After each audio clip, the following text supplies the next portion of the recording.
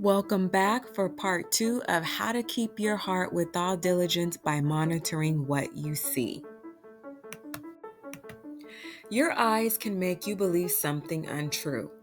2 Corinthians chapter 11 verses 13 through 15 says, "For such are false apostles, deceitful workers, transforming themselves into the apostles of Christ. And no marvel, for Satan himself is transformed into an angel of light.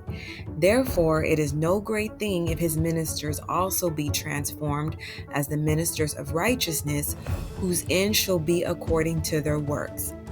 Everything that appears to be good is not good, and everything that appears to be of God is not of God. This is why we must use discernment." After my conversion from religion, I started praying 1 Kings chapter 3 verse 9, asking God to give me an understanding heart so that I may discern between good and bad. There are believers who unknowingly will call a good thing evil and an evil thing good because of a lack of understanding. I know this from firsthand because I was one of those believers. It's also important to be mindful of the media that we consume, including movies, books, video games, and shows. So, for example, watching pornography or reading books that will entice you to commit sexual sin, or watching pornography can also lead to molestation, rape, or having underage sex with a minor. I recall reading this book by a Christian therapist and sex counselor who shared a case study of a client who was raped by a childhood friend of the same sex after having spent a lot of time together watching porn and I think they were also looking at porn magazines. The name of this book is Love and Sex by Nancy Houston. Watching anything that invokes negative emotions or anything that leads us to sin, it's best to distance ourselves from them. So this includes anything that may evoke fear, unbelief, disobedience, lying, anger, lust, bitterness, fornication, adultery, sexual perversion, or anything that doesn't align with God's values. We must also be mindful of the people we see. So, ladies, have you ever heard or said, "You can't help who you love"? If this were so, God would have never commanded that we love our neighbors as ourselves. We actually have a choice in who we love when we guard our hearts. If God told us to stop seeing a man, or told you to stop seeing a man because he wasn't the right one for you, but you still chose to see him anyway, and then you felt yourself falling deeper in love with him, or your feelings started to develop for him because the more you're around him, the more you start to like this man, or you fall more in love with him.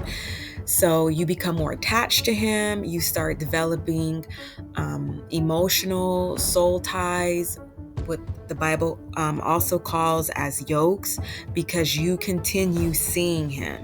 So you do have a choice. I remember asking God about a particular man that I was really interested in at a time. And I asked God, if he wasn't for me, if he could remove him, because every time I was around him, it just made me want to be around him more. So the next day, literally the next day, I never heard from him again or saw him. I didn't receive a text message or a call from him.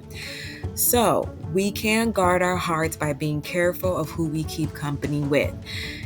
If those we keep company with, if they're not encouraging us to have a relationship with Christ and they're not encouraging us to obey him, then we must ask ourselves, what benefit do they have in our life? A person will either draw us closer to God, or they're going to push us away from him. As believers from a royal priesthood, we are created for good works. For us to continue to do good, the Holy Spirit has recently led me to decrease my entertainment. So I will not be watching movies as much as I used to, scrolling through social media, playing video games, and reading fiction. Entertainment has become a big distraction for many Christians. And the word entertainment is broken down into by the Latin meanings. The word enter comes from the word the Latin word intra, meaning inside, and is derived from the Latin tenere, meaning to hold, and ment is related to the Latin mens, meaning mind. So when combined, entertain essentially means to hold the mind inside or to engage the mind. When we're being entertained, we're allowing something to enter our minds and grasp our attention and thoughts. So most of my time is now spent watching, listening, and reading edifying things, such as listening to a podcast that can give me tips on how to better relate to people, or reading a book on how to improve my gut microbiome. Now, I haven't completely eliminated entertainment, but I have greatly decreased the amount of time I spend on entertainment. I love reading, and I used to read a lot of science fiction and novels. Now I decrease the science fiction and novels, and I read more informative books like Atomic Habits by James Clear. In doing so, I notice that I am more creative in my work projects, things that God has given me to do. And it's also easier for me to discern the Holy Spirit's voice and then follow his instruction. So I limit my indulgence in things that are not edifying to my mind, my body, and my soul. The Holy Spirit also gave me a rule of thumb, which is entertainment should be used as an outlet for when I want to relax or in my leisure. It's not something that I do because I'm bored. Stay tuned for my next video, part 3, on how to keep your heart with all diligence by monitoring what you touch.